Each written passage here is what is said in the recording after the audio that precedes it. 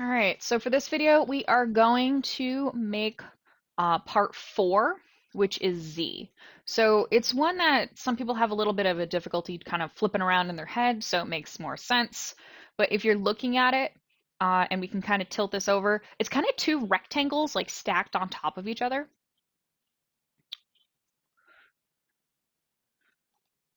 All right, so what we need to do, I already have a piece made, so I need to click on the plus sign, create part studio. Now it's going to load, and now we have a new part studio to work in for our part 4. So I'm going to click on sketch, click on the front plane, and we can see that now we have our sketch 1. I'm going to click on the front of our cube to tilt it so we can see what's going on. And now I can start drawing in. So I'm going to draw in my rectangles. So this is my first rectangle. And then the nice thing is, see how we have this midpoint? I'm going to suggest you clip it into the midpoint there and then draw your other one in. Again, it doesn't matter if the dimensions are a little off. Okay, so going over here, we can see the dimensions we need to add in.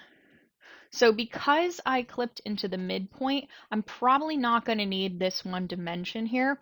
If you didn't happen to clip it into the midpoint of that bottom edge, then you might need it. So it kind of depends. So I'm going to pause here for a second so you guys can pause if you need to, or you'll just move on when the video moves on.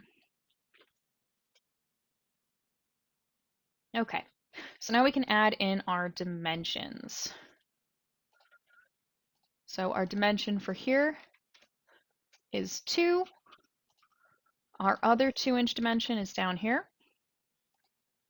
So we have 1 inch for our height and 1 inch for our height. All right, because I clipped mine into the midpoint originally, you can see how everything is black. If you still have a blue line, it'll probably be over somewhere here. Just click from this one to this one and then move it down, and then you can put your 1 inch in. So this one is the one you might need to add in, or if you want to, you could put this one over here instead. But basically, you're just trying to take your two rectangles and line them up in the proper spacing. All right, from here, I'm going to tip my view. I'm going to extrude, and it happened to select both of the rectangles for me because I only have one sketch.